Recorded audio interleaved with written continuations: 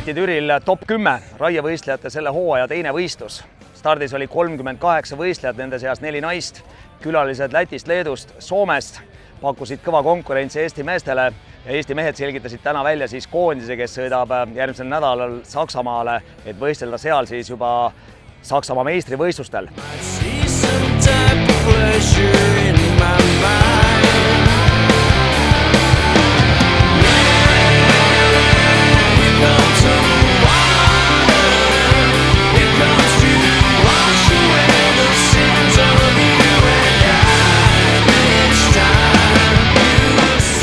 Külaline soomlane Jukka Perämägi, maailma kõige parem mees ka tänasel päeval, võitis selle võistluse.